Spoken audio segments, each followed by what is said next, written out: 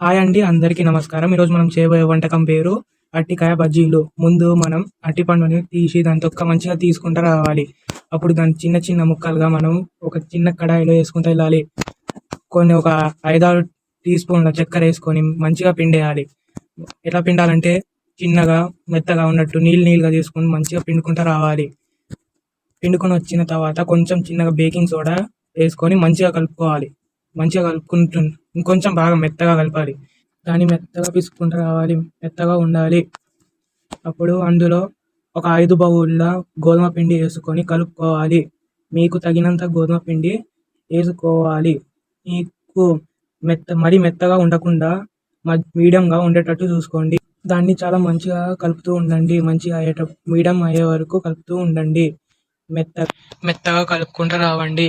నాకైతే గోధుమ పిండి సరిపోలేదు. మీరైతే సరిపోయేటట్టు వేసుకోండి. దాన్ని మంచిగా మెత్తగా కలుపుకొని మీడియంగా కలుపుకునేటట్టు చూసుకోండి. దాని తర్వాత దాన్ని బాగా మంచిగా కలుపుకోండి. మీకు తగినంత గోధుమ పిండి కలుపుకోండి. నాకైతే సరిపోలేదు, అందుకే ఇంకొంచెం వేసుకుంటున్నాను. మీరైతే మీకు తగినంత గోధుమ పిండి వేసుకోండి. దాన్ని బాగా కలిపి మంచిగా మీడియం అయ్యేటట్టు చూసుకోండి. ఒక బౌల్లో మీకు తగినంత నూనె వేసుకొని పిండిని చిన్న చిన్న ముద్దలుగా నూనెలో వేసుకోండి. మరి పెద్దగా కాకుండా మరి చిన్నగా కాకుండా మీడియంలో చిన్న చిన్న ముద్దలుగా చేసుకుంటూ పోండి.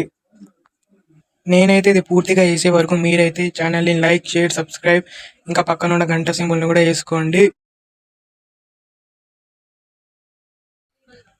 అయితే దాన్ని కాసేపు మంచిగా ఫ్రై చేసుకోండి. ఫ్రై చేసుకొని బాగా అటు ఇటు మంచిగా ఫ్రై చేసుకోండి. ఫ్రై చేసుకున్న తర్వాత గిన్నెలోంచి తీసుకొని అయిపోయిన బజ్జీలన్నీ ప్లేట్లో మెల్లగా సర్వ్ చేసుకోండి.